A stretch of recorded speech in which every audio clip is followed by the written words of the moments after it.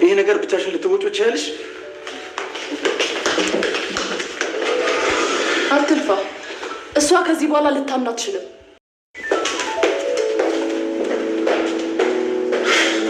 ምን ነግረው?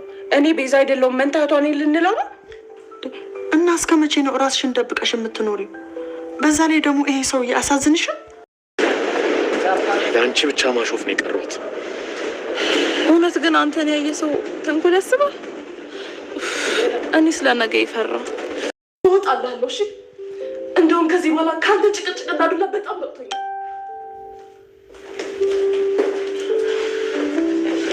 ሄድች እኮ ትሄዳ። አንቺስ ቢሆን ድሮ ይሄን ነበር የምፈልግ የነበረው።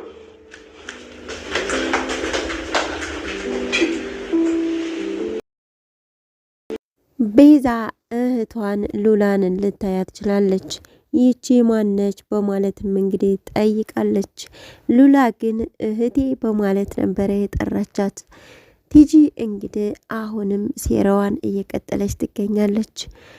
እህትሽን የማሳይሽ አሁን የማስሽን ትልቁን ነገር ልትፈጽሚ ከቻልሽ ነው በማለት እንግዲህ ሉላም እህቷ ቤዛን እንግዲህ ለማወቅ ጉጉት ስላላት አደርገዋለሁ ችግር የለውም በማለት እንግዲህ ተስማምታ ቤዛን ልታይ ይችላለች።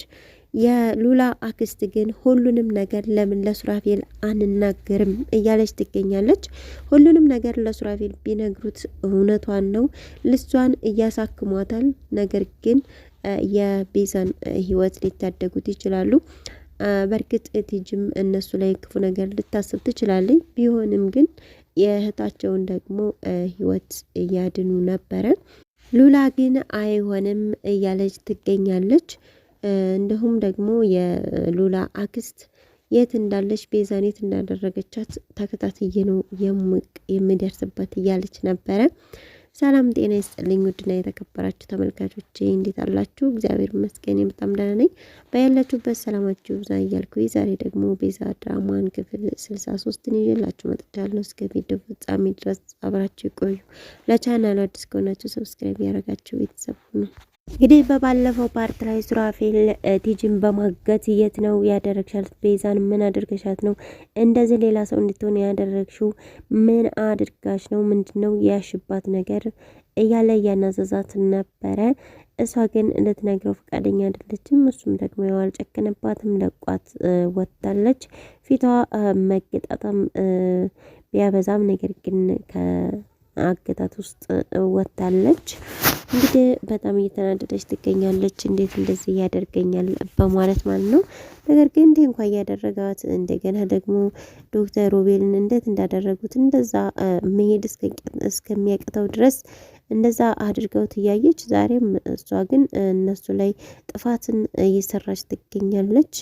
ጭራሽ አሁንማ በቃ እኔ ነኝ የማዛት ሉላን በማለት በቃ እኔ ነኝ የቤት ባለቤት እያለች ትገኛለች።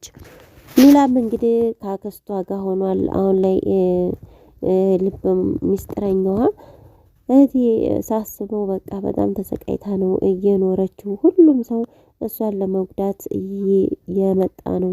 ሁሉም ሰው እሷን ለመግደል ያሰበ ሰው ነው እንዳለ በዙሪያዋ ያሉት በማለት ትናገራለች። እንዲህ እንደዛ እኮ ከሆነ አንቺም ህይወትሽ አደጋ ላይ ነው ማለት ነው ትላታለች። እንግዲህ ሉላን አክስቷ ማለት ነው ማለት ብትላትም በቃ አሁንም እኮ ቤዛ ነሽ ብለው አሁንም ጥፋታቸውን መቀጠላቸው አይቀርም ስትላትም አይ ይሄ እኮ የበፊት ጊዜ ነው፣ አሁን እኮ ሌላ ሰው ነው ተባሏ ጋር ራሱ ስምምነት አወርዳለች። ባሏ ራሱ ከቲጂ ጋር በመሆን ሊገላት አስቦ ነበረ። ነገር ግን በፊት ነው። ከዛ በኋላ ወደ ፍቅር ከዞሩ በኋላ በፍቅር እየኖሩ ይመስለኛል በማለት እንግዲህ ነግራታለች አክስትየዋ። እንግዲህ ሉላም ውጭ ላይ ቁጭ ብላ እየተከዘች ነበረ። ሰራተኛ የቴዲ ስትላት እረፍት ፈቅጄላት ሄዳለች ትላታለች። ነው እንዴ ጭራሽ ማን ፈቃጅ ያደረገሽ አንቺ ብትላት ምን ማለት ነው ቤቴ እኮ ነው በማለት ነበረ የተናገረችው። እንግዲህ ሉላም ቤቴ ነው ትላለች፣ ቲጂን ቤቴ ነው ትላለች። ሉላም እንግዲህ ቲጂን እህቴን እንድታሳይኝ እፈልጋለሁ በማለት ነግራታለች።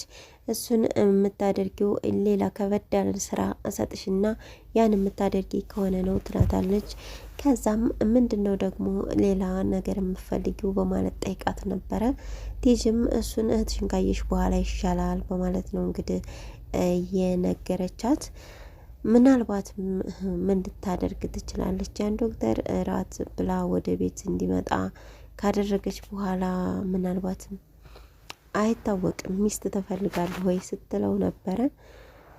ምናልባትም እኮ አንተን ፈትቼ ዶክተር ሮቤልን አገባለሁ እንድትል ልታስብል ትችላለች። እሷ ነገር ጉዶ አያልቅም።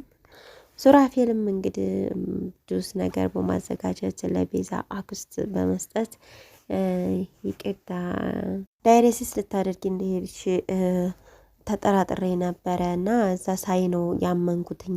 ስለዚህ ቲጂ ኩላሊት ልትሰጥሽ ነው ወይ ቤዛን እንደዚህ የምታደርጋት በማለትም እንግዲህ ጠይቃ ነበረ። እሷም አዎ ብላ ተናግራ ነበረ። ለዛ ነዋ ብር ስትል የሰማሁት። ስለዚህ እኔ ለምን ቤዛ ኩላሊት አትሰጥሽም በማለት ጠይቃ ነበረ።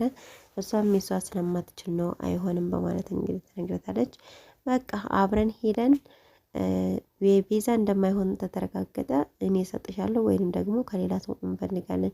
የቲጂን ኩላሊት በጭራሽ አንቺ ውስጥ መክተት የለብሽም። ስለዚህ ቲጂን ከዚህ ቤት ማስወጣት አለብን በማለት እንግዲህ ለአክስትየዋ ይነግራታል። አክስትየዋም እንግዲህ ሉላ ስትመጣ ለሉላ ነግራት ነበረ። ሉላም ለምንድን ነው የማይሆን እኛ የሱን ኩላሊት አንፈልግም በማለት ነበረ እየተናገረችው። እንደዛ ከሆነ እኮ እኔን ቸክ ለማድረግ ሲሄድ ደግሞ እርጉዝ እንደሆንኩ ልጄንም ሊያቀብኝ ነው ማለት ነው ብላ ነበረ እያሰበችው። ምናልባት እንደዛ ከሆነ ነገሩ የሉላ እርግዝና ሲታይ ደግሞ ቤዛ ረገዘችልኝ በማለት እንግዲህ ሱራፌል ደግሞ ያው ፌንት እንዳይነቅል ይህም ነገር ያሳስባል። ነገሩ ወደ ትክክለኛው መስመር ሲመጣ አሁን እንደገና ደግሞ እየተዘበራረቀ ይገኛል። ቲጂም እንግዲህ ወደ ዶክተር ሮቤልን በመቅጠር አግኝተው ነበረ። በጣም እየቀለደችበት ነበረ እንደዚህ ሆኖ በመምጣቱ። እሱም ደግሞ አሁን በቀል ላይ ነኝ፣ በቀል ብቻ ነው የምፈልገው፣ በቃ ያለኝን ነገር ሁሉ ሰጥቼ ሀብት ንብረት በሽ ነው ያለኝ፣ ለብር አታስቢ ብቻ ቤዛን አጥፊልኝ እያለ ይገኛል። እሷ ደግሞ አስታማሚ ሚስት አትፈልግም እንደ ቤዛን ለምን እራት አትመጣም እያለችው ትገኛለች። አሁን ቤቱ በእኔ ቁጥጥር ስር ነው፣ ስለዚህ እራትናና አብረን እንብላ እያለች ትገኛለች። አይዞህ ምርት ምናምን አታስብ እኔ እሰራልሃለሁ እያለችው ትገኛለች። እንግዲህ ይመጣ ይሆን አይኑን በጨዋጥቦ። ቲጂ ግን በወዳም በወድም እያለች በቃ የገንዘብ ፋብሪካ ልትሆን ነው። በስተ መጨረሻም እንግዲህ ሉላን ይዛት ወደ ተዋለችበት ቤት ማለትም ቤዛ የታገተችበት ቤት ወስዳት ነበረ። ልክ መጀመሪያ ቲጂ የተገባች በኋላ ቆይ አንቺ ምንድን ነው የምትፈልጊው ከኔ? ለምንድን ነው የማትፈችኝ? ወይ በቃ ግደኝ እያለች ነበር እንግዲህ ቤዛ ስትናገር እየሰማ ነው። ቲጂም አስገቧት በማለት እንግዲህ ሉላ ወደ ውስጥ እንድትገባ ሆናለች። ማናት ደግሞ ይቺ በማለት ነበረ ቤዛ የተናገረችው። እህቴ በማለት ነበር ሉላም የጠራቻት። እውነቱን እህትነቱን በደንብ ታስረዳት ይሆን ወይንስ ደግሞ እንዴት ይቋጭ ይሆን? በቀጣይ ቪዲዮ የምናየው ይሆናል። እስካሁን አብራችሁ ስለቆያችሁ እጅግ በጣም አመሰግናለሁ። ለቻናል አዲስ ከሆናችሁ ሰብስክራይብ፣ ላይክ፣ ሼር እያደረጋችሁ አበረታቱኝ። በያላችሁበት ሰላማችሁ ብዛ እያልኩኝ ሰላም ለሀገራችን፣ ሰላም ለሕዝባችን።